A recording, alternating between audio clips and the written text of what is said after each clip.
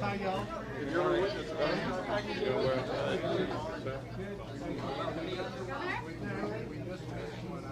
Everybody here?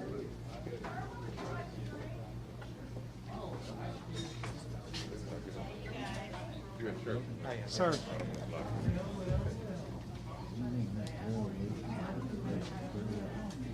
I think that would be appropriate. Maybe before. What about before we? Yeah, let's do that.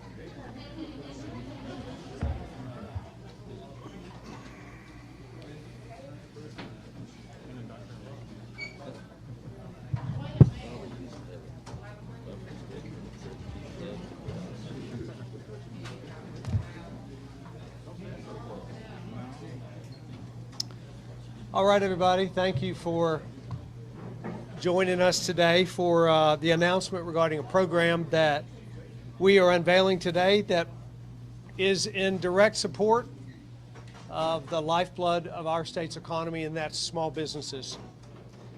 COVID-19 has created an uphill battle for small businesses all across the state, and I'm proud to join with these fellow leaders to deliver what we think will be help and hope to those who have been particularly affected by the economic crisis of COVID-19. But before we get into the details, I want to pause and recognize an important milestone for our state for this week. Yesterday, on June 1st, marked Tennessee Statehood Day, recognition that Tennessee became the 16th state in a more perfect union on June 1st, 224 years ago. The last 224 years have, in fact, presented a lot of trials and a lot of triumphs, but the enduring quality of Tennessee is found in her people. And Tennesseans are a through thick and thin sort of people, and no pandemic and no disaster and no disruption is going to change the heart of Tennessee that's found in her people. The first 6 months of 2020 has certainly left a lot of Tennesseans feeling uneasy, but the heart of our state is enduring and our people are enduring. And I have great optimism that 2020 will provide for us an opportunity to serve as a compass for a nation in need. Scripture tells us not to grow weary of doing good. And despite the many trials that I've come see our way in this year, I see Tennesseans all across this state reject weariness and accept their neighbors. And Through natural disasters and an ongoing pandemic, we've seen countless stories of Tennesseans serving one another. But it seems that every week brings a new challenge for us in this year, and certainly that held true in this last week. The profound protests of recent days have gripped the nation, and they gripped our attention as they should. My heart is with those that are hurting, and with those who are bravely and peacefully speaking out against injustices that still exist in this country. But some have hijacked peaceful protests for their own ends, and to them I say that we will not tolerate violence against our people or our property in Tennessee. Violence doesn't represent our state. It tears at the fabric of who we are, and it actually prevents us from learning from one another. Just last night, I watched citizens of our state engage peacefully on the steps of the Tennessee State Capitol. I commend the protesters for their candor and for their respectful engagement, and I commend our Tennessee law enforcement and our National Guard for their engagement and for their faithful service in the midst of a challenging time. And I also commend the media for covering that event last night and for highlighting what to me was an inspiring moment in the middle of what has been a very challenging week for us. I think the engagement that we saw in Nashville last night gives us a glimpse of what can be, and I'm very thankful for that. But today, we're here to address Tennessee small businesses directly. They are more than an economic driver. They are pillars of the community, and they feed more than our families. They feed us all a sense of purpose. As a business owner myself, I can tell you from experience that life savings and a lifetime of hard work and family legacies are poured into and are the foundation of our small businesses across this state. More than 94% of our state's private sector is made up of companies with fewer than 50 employees. So today, in conjunction with Lieutenant Governor Randy Mcnally, Speaker Cameron Sexton, and other members of our bipartisan financial stimulus accountability group, including Comptroller Wilson, Senator Ramesh Akbari, Senator Bo Watson, Representative Harold Love, and Representative Pat Marsh, we're proud to announce that we have set aside $200 million in federal relief fund from the CARES Act to go directly into Tennessee businesses through the Tennessee Business Relief Program. The CARES Act provided our state more than $2 billion to address COVID-19, and while Congress continues to provide guidance about how that money can be spent, we all agree that providing immediate relief to Tennessee businesses is critical. So I've directed Tennessee Department of Revenue to issue economic relief payments to assist small businesses with the costs incurred as a result of the mandatory business closures that occurred during the statewide Safer at Home order, as well as small businesses that experienced a significant drop of revenues in April. We estimate more than 28,000 small businesses across the state will be eligible for this program. That means small businesses of every stripe, women-owned businesses, minority businesses, family businesses, and everything in between will have access to funds in a critical time of need, and include establishments like the one we're standing in today, Arnold's Country Kitchen. Arnold's is the essence of a mom-and-pop establishment that feeds everyday folks from all walks of life since 1983. Jack Arnold's career of washing dishes as a young boy would lead to the long hours and the life savings and the family legacy that's poured in to this business that's known as one of the best meat and threes in town.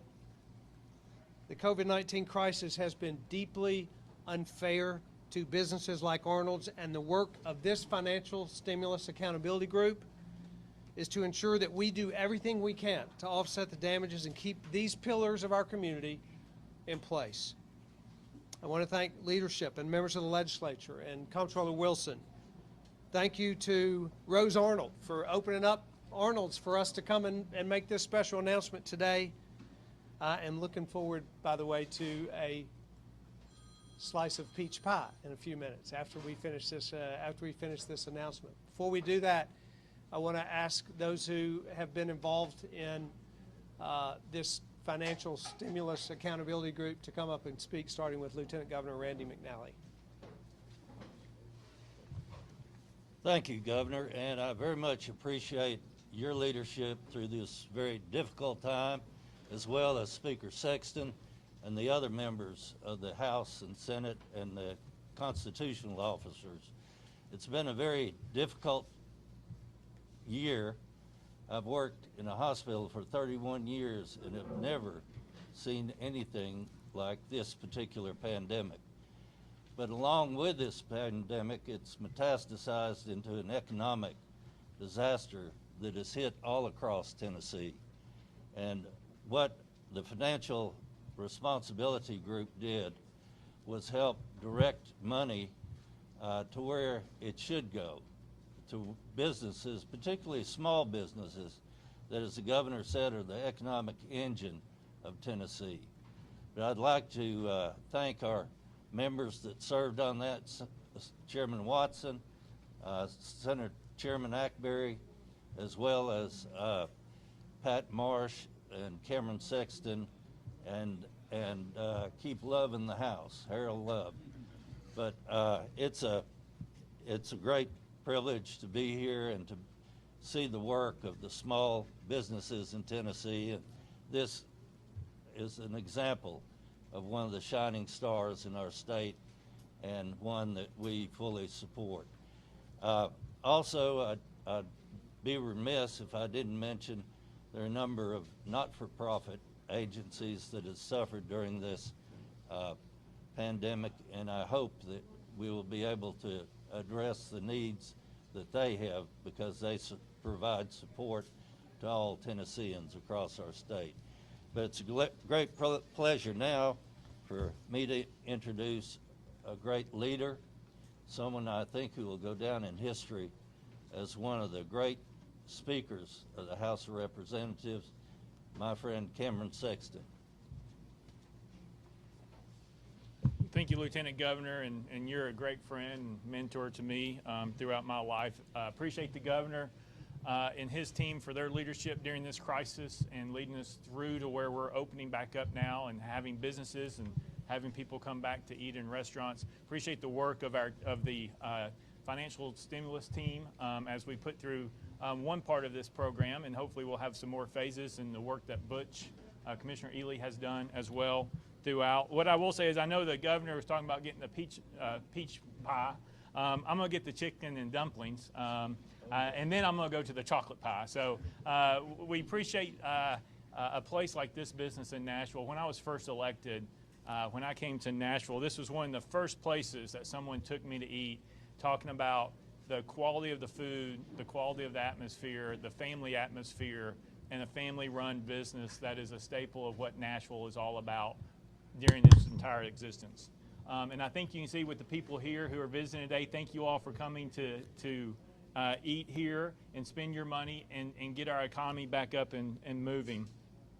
What I like to say is, as we go forward, the Arnold family and this business have been standing tall throughout this. There's a lot of businesses that had to close or had limited openings, and so to get us to this point to where they're opening back up successfully under the direction of the state and of the others to protect people. And as you can see, I think it's working.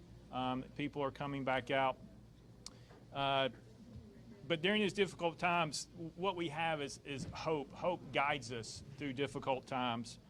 And right now, we must continue to work together to restore businesses, confidence.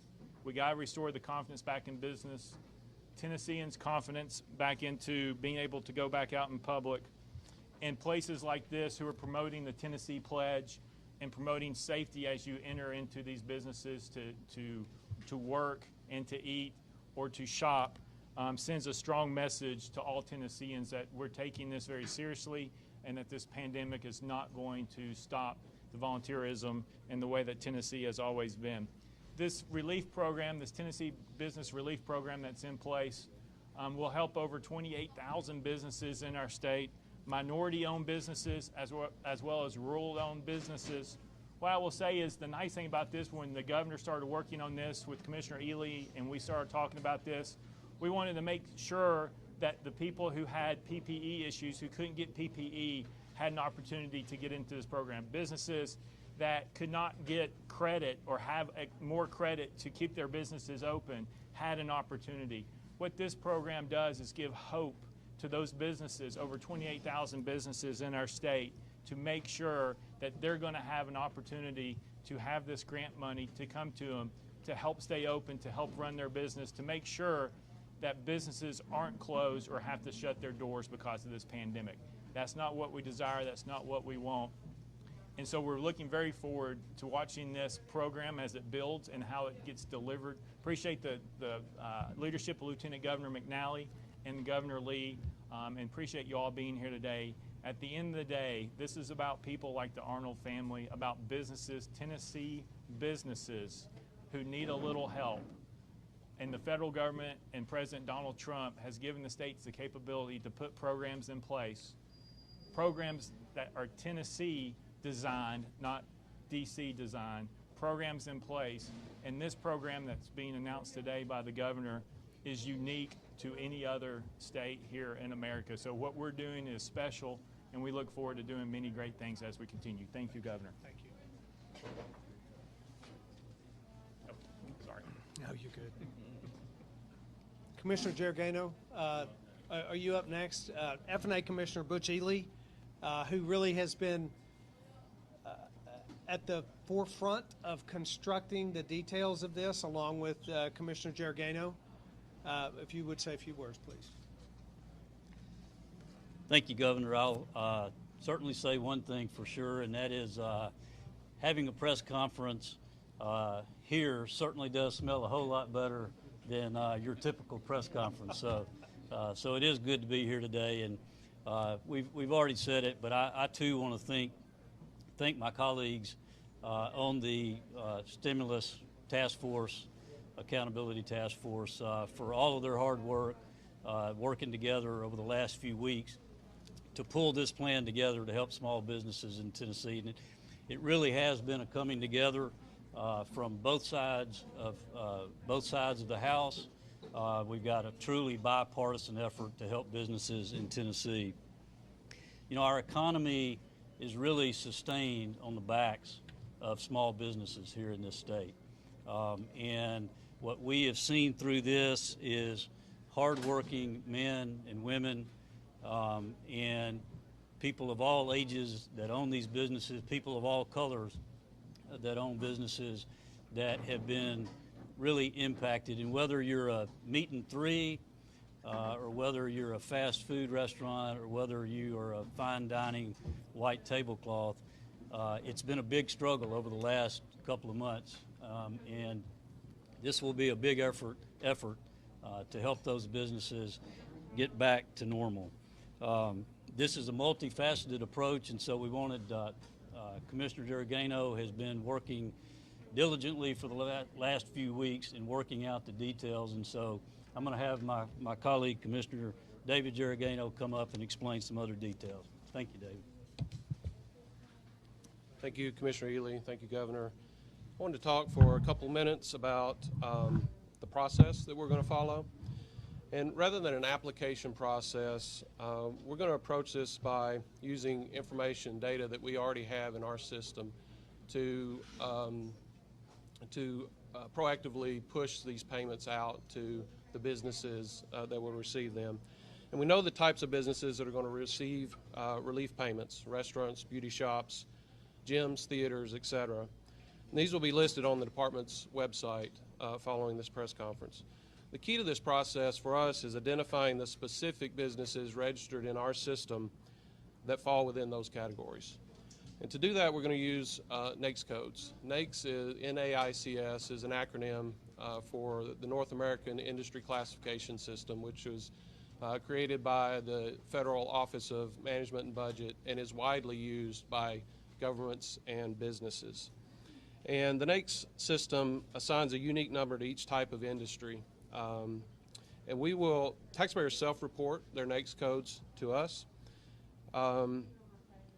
We'll also have third-party NAICS data that we compare to our own data to make sure those codes are correct, and we will have our own trained personnel reviewing any discrepancies between the two.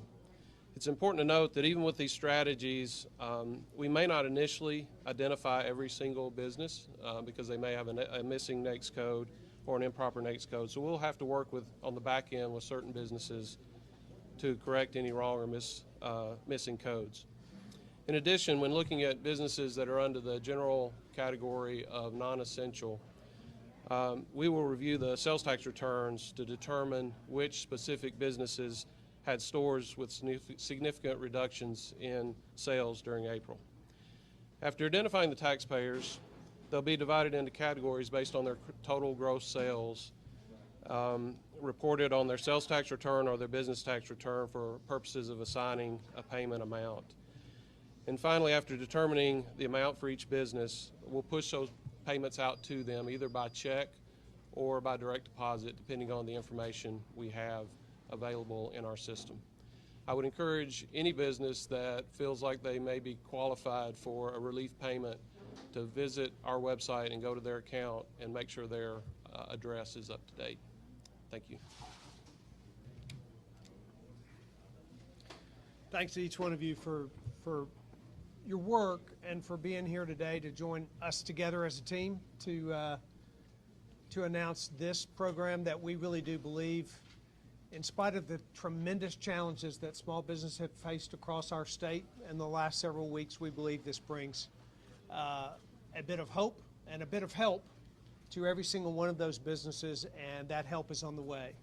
So before we answer questions, we're going to do a little Q&A. We'll have a blessing before we eat for those who can stay after. But before we do that, I'd like to ask Major General Holmes, Adjutant General for Tennessee, to make an announcement that we just were made aware of this morning. Yes, sir. Thank you, Governor. First of all, I want to thank everybody for their support for our soldiers and airmen through these multitude of missions since March 3rd, and we're truly grateful for that. And we want to thank our peaceful protesters, too. We've been shown a lot of respect, and we've returned that in kind. So the announcement I'd like to make is yesterday afternoon, approximately 1600, 4 o'clock p.m., we received a call from National Guard Bureau General Lingale. His request was pretty simple. Do we have any available forces that could be sent to the National Capital Region? After consultation with the governor and under his authorization and direction, we alerted the 278th Armored Cavalry Regiment, headquartered in Knoxville, Tennessee. Through the night, these soldiers have been alerted. They've been rallied. We received the official call approximately 1 hour ago for the release and their mobilization. And again, under the authorization and direction of the governor, we have entered the mobilization phase. I'll refrain from talking about operational aspects, but these soldiers are expected to mobilize immediately, and I assure you they're moving to their respective readiness centers now. We expect them to be on the ground no later than Saturday. And I apologize I'll not be able to talk a lot about the details, but we wanted to make that announcement. This will not impact any of our current missions. For our current missions that we have in support of Department of Safety, local law enforcement, nor the COVID mission that is ongoing. I assure you we have 12,000 Army and Air National Guardsmen, and every one of them are ready and they're trained. I think what you saw last night is an example of discipline, our disciplined units, well-trained units. So I think that was the actual model of what right looks like. And again, I want to remind everybody we are truly the volunteer state, and we're exemplifying that in our efforts to support the National Capital Region. Thank you. Thank you, sir. These are indeed unusual and trying times, and I believe that Tennessee, as I said earlier, whether it's in plans to support small businesses, whether it's in engagement between those who are expressing their First Amendment rights, which is a part of the fabric of this nation, the engagement between those and those who are protecting property, but the unusual engagement that we've seen here in Tennessee, or whether it's our volunteer spirit that when the nation's capital asks for volunteers to help protect, we do that as well. We are indeed in historic and unusual times, but as I said earlier, I think Tennessee can be a model for the country of how we can do this differently. And this program that we're announcing today is one example of that. So we're proud to be here. We're happy to be able to announce this, and we will be happy to take questions as well. What do we? Can I ask Oh, you're calling. first? Yes, in any number, anyone up on the, that anyone is available to answer First questions. and then go to you. That's fine. Commissioner, can you give us an idea of what the average payment will be like for these businesses, and speak to whether nonprofits will be included? I know the Lieutenant Governor mentioned he'd like to see that, so what's the status of that? Yeah, so the payments that we're modeling out are structured, as I said, based on gross sales, and the payment will go up as the categories of gross sales go up, anywhere from, at the lowest, smallest businesses, $2,500, to the largest businesses, about $30,000. That's what we're modeling right now. And if you look at the 28,000 taxpayers that have been referenced in the $200 million, that's about $7,200 per taxpayer. As far as the, on average, of course. As far as the nonprofits, if some nonprofits do sell goods and collect sales tax, and if they are in a category that we are including, and if their sales were impacted and reduced, they would be in that population. But if they're not doing sales at this point, they're not going to be included in that. Right. This population includes folks who sell goods, and it focuses on the impact of closures on those sales of goods. Are there any plans to expand that? I would have to defer on that question. I'll be happy to answer that. This is the first step. We looked first at the businesses. The primary bulk of these businesses are small businesses that are at $500,000 in revenue and below. That's the majority of these companies, and the vast majority of these companies were closed by executive order and the stay-at-home orders. So we wanted to go first to those that were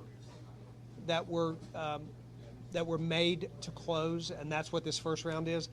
There is a lot of guidance yet to be given by the federal government on CARES Act money, and that will determine and that will inform relief that we hope to be able to do to other types of entities and organizations going forward. But we just finalized this, so we'll start thinking about what's next. Quick question to Levi, Channel 5. Quick question.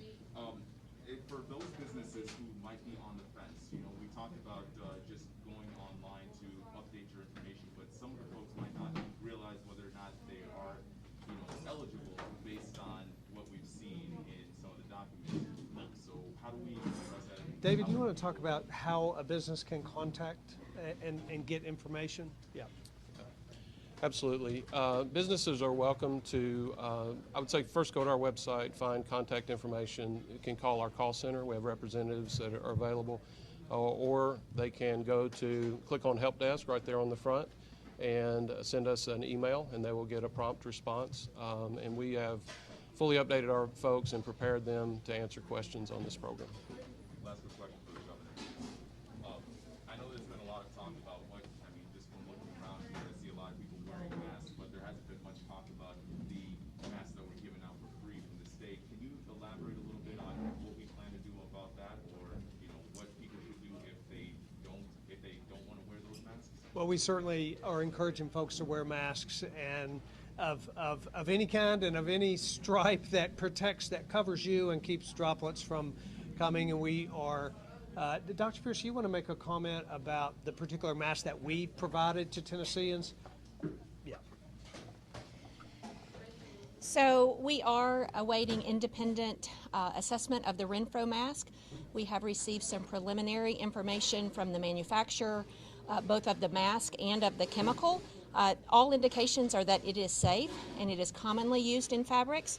But until we get that independent assessment back, we want people to use them at their discretion. But as the governor was just saying, the most important thing is wear any mask. It's covering the droplets that are coming out to protect one another. Governor, I have a question. Yes, sir. First of all, it's good to see you in person. Thank you, Sergio. My first question is, do you think that systematic racism exists in the country and in Tennessee?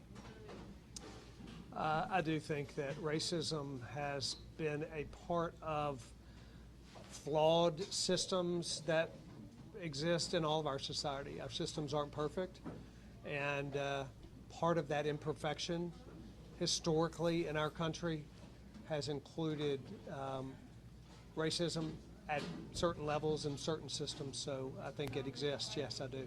Yesterday on the House floor, Representative Arnold talked about implementing and passing policy that would elevate the lives of African Americans and minorities who have endured years of inequality. What do your administration do to elevate the lives of minorities in the state? You know, what I would just say to that broadly is that there are a lot of conversations and thoughts that need to be had going forward. Certainly, every crisis that this country faces, every crisis that I've faced in my own life, has been used for good. And I certainly hope that what we're going through right now, I hope, number one, that we go through it in a way that can be an example for other states across this country and for other cities. That's my hope. I saw that last night reflected, but it's just an indication, but we hope that that is a reflection of how we do it here. But I also certainly hope that when this week or two or this period of time is past, that we move into a season that's different than the one before. That's how change happens. That's what redemption is. That's how difficult challenges can result in a good outcome. And those conversations need to be had from now on. Yes, sir, Chris. Governor, there's a story floating around, I think it's from Politico, that national GOP officials are going to be touring Nashville on Thursday to look to see if the city might hold a Republican National Convention. What can you tell us about that? Well, I can tell them that Nashville is the best place in America to have a convention, and we certainly would be interested in welcoming that to our city. It would be a great opportunity for us to build upon the economic recovery that's already occurring. As you know, there's been very little conversation about that. It's very early on in that discussion. Have you had direct conversations? I have not. Aware of this? I have not had personally direct conversation, but our office has, and we have just begun those conversations. With the national GOP people about potentially moving the convention here. That's right. Are they coming on Thursday to talk more? I can't tell you their particular plans. Somebody in my office might be able to. I think they're coming Thursday to tour the city. Yes, sir. You talked about how you said you liked what you saw last night's protest. What did you think about when our troops put down the shields, and then now our troops are now being called to the nation's capital? How do you think that reflects? You know, I think that what I saw was an expression of mutual trust when the National Guard put down their shields and those protesters did not advance. That's an expression of mutual trust, and that is a reflection of true Americanism, and that is the kind of attitude that can prevail and should prevail in these times through this crisis in our state. And we hope that that will be reflective of what happens in America, in Washington, D.C., in any part of our country that needs protection of people and property, but that needs to provide for the free expression and the protection of the First Amendment. And that can happen. It's happened for generations in this country, and we believe it can and should happen and will happen. I have a great deal of hope for that in Tennessee. Governor, the president has floated this idea or said that he might send the military into certain states in certain circumstances due to the protests. Are you in favor of that federal government sending the military into states? And do you think that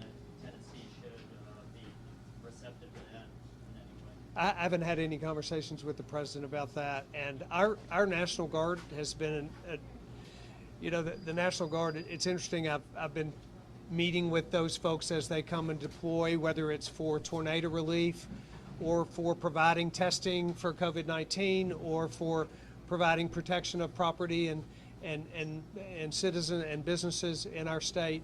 I remind people every day that these National Guardsmen they're regular folks, you and me. They come from the private sector. They're working alongside of us every single day, and then they volunteer or they come up. They're called up, but they choose to engage in protection and in service. We have a significant number of guardsmen in this state, particularly as we believe we're going about this in a different way in our state. There won't be any need for additional support from anywhere else. We think that we have all the resources that we need in our state, and resources that understand the spirit of what we want to, how we want to do this in Tennessee. Just as a principle, what do you think about using the military in that way? I think that the military is here to protect and defend this country, and we don't have that need here in this state. So I think the President of the United States is the Commander-in-Chief of the military, and his military advisors should make decisions about what the military does. My interest is in what's happening here. Governor, the president said in a call to governors the other day that the National Guard, law enforcement should dominate during these protests. Is that consistent with the tactic that the National Guard here is using, and do you agree with that strategy of having an even harsher presence at these events? I think the role of the National Guard is to provide a safe space for people to exercise their First Amendment rights. It's to provide for the protection of those peaceful protesters and to provide for the protection of businesses and property that are in the same space as those protests. That's what the National Guard's been instructed to do in our state, and that's what they're doing. And we believe there is a way to have both, the exercise and the protection, and that's our goal here in Tennessee. Yes, sir. What do you say to the local groups that still say that they don't think they're being listened to by the law enforcement that are just placed out there to stand? I say that we need to have listening ears, and we need to have hearts that are bent on reconciliation and not destruction. And those are the voices that need to be coming from leadership and all across the state, including law enforcement. And let me be clear, I have tremendous support and tremendous respect for law enforcement in our community, those who are putting their lives on the line every day, and in and including in challenging situations like this. At the same time, as I said before, what happened to George Floyd was tragic. It was heartbreaking. It was unacceptable. Police brutality is not law enforcement, and it should not be tolerated or accepted in this state. And that's why we can do this together appropriately. Sam? Last question, Sam. President Trump and I believe the AG came out and said they wanted to make Antifa a terrorist or a national terrorist organization, but some of the investigation so far shows that some of these riots could be fueled by white supremacists. Do you think the president jumped too quickly on that? Has there been any headway into the investigation you said you were launching? Yeah, all I can speak to is what's happening here in Tennessee, and talking about in Tennessee. Yeah, no, so I'm answering about what happened here in Tennessee, and we have launched investigations, and we certainly want to find out who was responsible for looting and burning and property damage. But those are some of those arrests have already been made public, but investigations are still underway. So there's not much to say about that until we know more, have more information. Too quickly by blaming Antifa. I think we ought to investigate who has been behind these protests and just determine, not the protests, but the violence, and determine the origins of those and act accordingly. So thank you all very, very much for being here. Hey, before we, Representative Love, would you ask a blessing for us because I think some of us are going to eat. I am. Let us pray. Gracious God, we thank you for this day. We thank you, Lord, for the chance to gather and to reflect on so much that has been done. God, we thank you for bringing us through tornadoes and through the struggles of a COVID-19 pandemic. We thank you also, God, for the chance to open our eyes and our ears and to see and to listen to voices that are sometimes unheard and sometimes quieted. Bless, oh God, the food we're going to receive for the nourishment of our bodies and souls. It's our prayer. Amen.